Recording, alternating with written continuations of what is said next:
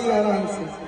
छोड़ी ना साड़ी के पल्लू हमार पिया कल्लू कीदे है अभी न भैया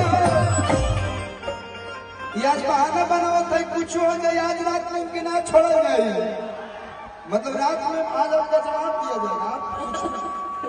कुछ भी मत सोचिए, मैं बहुत शरीफ लड़का हूँ। हम सोचते नहीं, हम सीधे सुना देते हैं। सुना कि आज तोहर न कोनो बहाना चली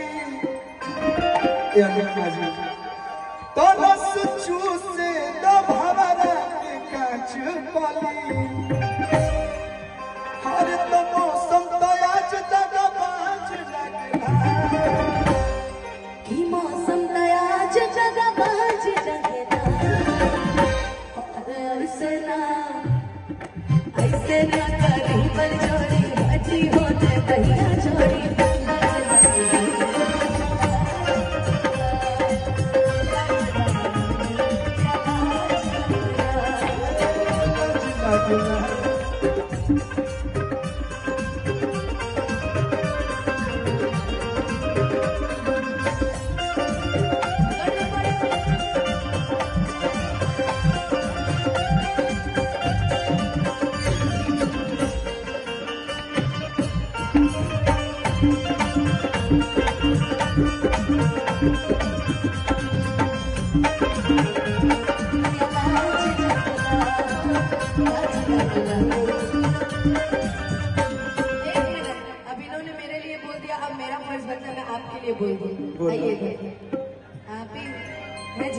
मेरा भी फर्ज बनता है कि मिलते मिलते ही का कहना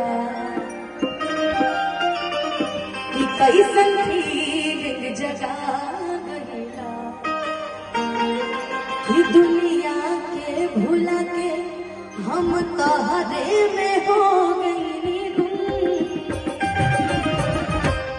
ऐसा लग रहा है कि एक छोटी सी लव स्टोरी फिल्म की शूटिंग चल रही है, मतलब एक छोटी सी स्टेज की लव स्टोरी। आपने क्या बोला? दुनिया के भुला के हम तुम्हारे में हो गए गुम। तो आपके लिए मैं गाऊंगा कि जो मेरी रूह को चैन दे प्यार दे वो खुशी बन गए हो तुम, जिंदगी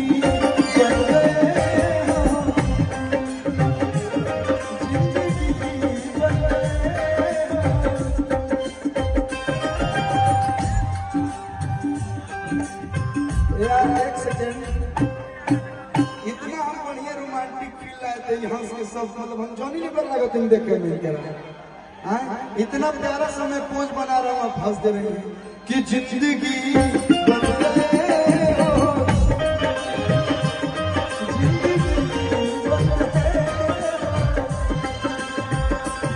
मिलते मिलते कैसन फीलिंग जगा दुनिया के भुला के हम तोहरे में हो गई गुम। जो मेरी रूह को चैन दे वो खुशी बन गए हो तुम भैया। और अब मैं नहीं, अब हमारा सब भाई भैया सब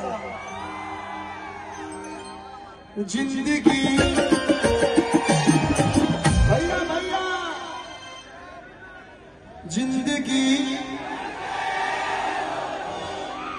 अब झेला ना चोचो कहते जिंदगी कतना लोग के जिंदगी बनब कि जिंदगी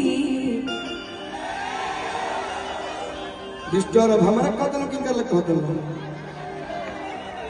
ना ना इनके लिए और पगला कि जिंदगी